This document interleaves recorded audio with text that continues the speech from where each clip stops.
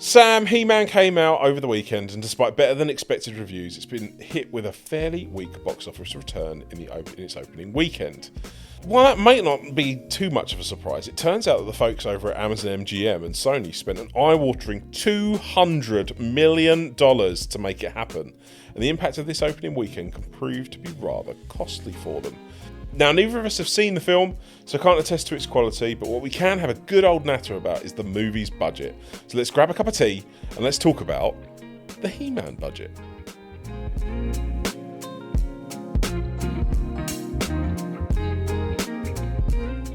Sam, I read that this film cost $200 million and I cried. This is absolutely ludicrous. My brain keeps shouting at me that this is one of the dumbest budget decisions I have ever read. Now, is it me or am I just being incredibly tight? Were you not a fan of Skeletor? Oh, well, I mean, I was a fan of Skeletor in the fact that I genuinely think it's one of the funniest characters ever made. But it's He-Man. Yeah. Like, it's He-Man. Like, Did you not have the power? Your audience at this time is 55-year-old plus. You're not going to be hooking in new people to see He-Man. Well, I think they went down... who made this again, sorry? This is Amazon MGM MGM. and Sony. Oh, okay, so, right.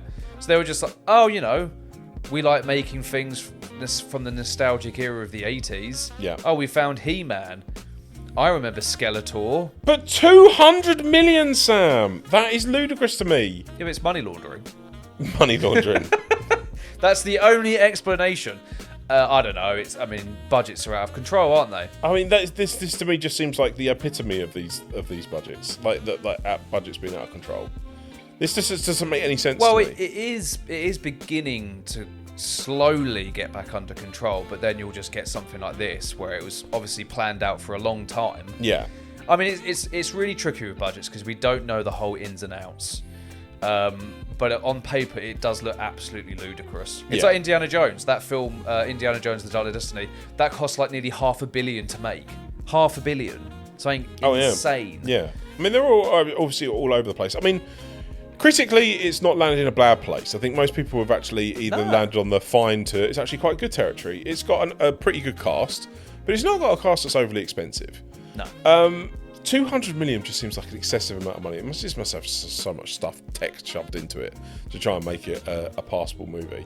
It's directed by Travis Knight, so he's best known for a lot of like good kind of heartfelt movies. You got Kubo and the Two Strings in there, Paranorman's in there, Box Trolls, so he's known for animated stuff.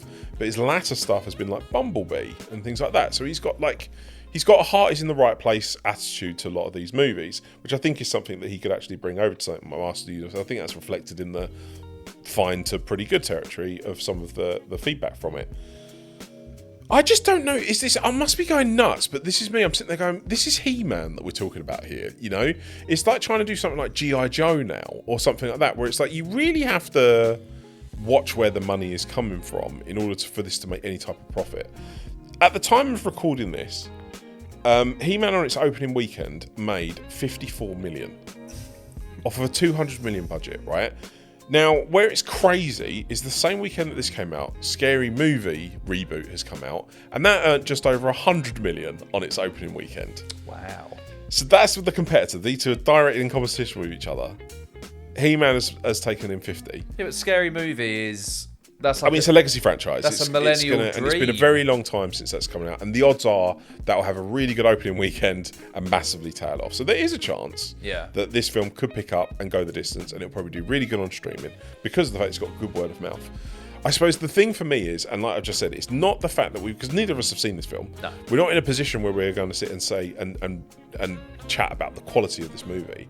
I just find it astonishing that we're putting 200 million behind something like He-Man when there doesn't appear to be any market. This for me is the whole epitome at the moment of the whole, we have absolutely no idea how to market anything to anybody below the age of 30.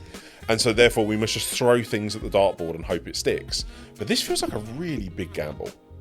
I mean, to put it into context, this film would have had to have made over 400 million. 400 million? To look like it was going to break some kind of even. When you look back at like box office draws and stuff like that, like you're looking at 400 million is a decent is a decent kind of hit, Like right? 400 million is like a decent return for like An 80 million budget film, 100 Yeah. million budget film. Like in the grand scheme, we're bunch recording this, and at the same time we recorded this, we were speaking about A Star Is Born, and A Star Is Born made 400 million off of an 80 million budget. That is a really good box office return for an 80 million budget movie on a franchise that has, or on a movie that has been remade twice before. Yeah. Like there's legs to this. He-Man. What's there? What's the market there to go, okay, this is it? Well, they probably just looked at an algorithm and thought this was popular in like 1983. Oh no, my brain just hurts because for 200 million, imagine how many movies you could have made for 200 million. Like other stuff that you could. I would have really. Does the He-Man movie, just the first He-Man movie in a franchise that they're trying to get off the ground, does it need to be 200 million? Oh, this is a reboot. Yeah, it's a reboot, but it's of a franchise that's my point, is that it's a reboot of something that's existed in the 80s as a TV show. There's been He-Man movies. There's been this stuff that exists, but for a new generation. Like, where He-Man hasn't been a thing for a really long time. Well, they did the Kevin Smith show, didn't they? Which was a big flop because they murdered him in the first episode. That was a thing. That's my only real reference point for He-Man. Okay. And I remember a character called Skeletor. Yeah, and Skeletor's hilarious. It's like the most memeable thing that you could possibly have. But yeah, I mean, other movies with this price bracket, right? Please. Apparently, Skyfall had $200 million budget, right? Well, I mean, I know that you could arguably say that's a reboot. No. I'm saying that was the budget for 14 years ago. Like James Bond now would cost 400 million. Yeah, I know, based but on it's today's just consensus. making those. I mean, Toy Story movies. I mean, there are crazy movies as well from 14, 15 years ago where 200 million budget, you're sitting there going, what? Tangled, for instance, was made for 280 million or something like that. I think Pirates of the Caribbean. Pirates of the Caribbean are sitting at $500,000 to be made. Yeah. It cost $1 billion to make Endgame and Yeah. Infinity War back to back. The first Avatar movie was just over 200 million, but obviously you're looking at over 20 years ago now. Killers of a Flower Moon was made for 200 million. Yeah. So if you're looking for more recent examples. So Tenet was made for 200 million. It just... Yeah, I don't know. I don't know if it's like... Because on the other side of it, you've also got then things like Obsession and The Backrooms and... these like weird small indie horrors that are being made for nothing that are just... I mean, I know it's the horror genre. It's not something that you can necessarily compare it against, but it kind of feels like this. I really hope this is the end of like an old guard. It is. I think it is. Mentality. I think it's that going into post-COVID territory, where now the budgets just can't compete with the actual box office returns. Because that's what I mean. They were pumping so much money into like Marvel that everything had to make like $1 billion just to break even. Yeah. And I think now that unsustainable model is being phased out, we've just had like the streaming wars, obviously, and I think that's kind of losing its way. Well, I think it has definitely lost its way. Yeah. So, yeah, but I don't know. These films can be just a simple case of it's made by Amazon and they've got the money to fuck around. That's the other thing, isn't it? Right, the streaming services have got so much money that they can back anything. Yeah, they can just cancel a show for no reason. But this is also another point, is that actually a lot of the streaming services now are starting to restructure for reasons, right? Like Netflix famously has completely restructured their film division because they're sick and tired of people saying, well, it's only a Netflix movie. There was a feature that came out, I think, in the New York Times or the New York Post, one of those, that detailed essentially what was going on with the restructuring and the new hires that they had and how they're now reorganizing their teams to look at genre movie rather than this is the team that has the budget for it. So the idea is that they want to get more serious and play within the film space. So they've restructured their whole budget and kind of creation teams to fund that. And so then you're going to get better genre movies from Netflix moving forward. Amazon have always been pretty good at it. Anyway, they've known kind of when to do cinema releases, and they've had some good hits behind them.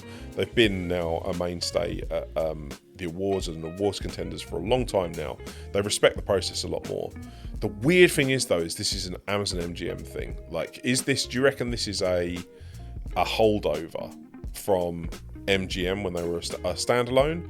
Do you reckon this is something that Amazon are just going to just get and run with? Was this an Amazon project? Who knows? It's hard to say.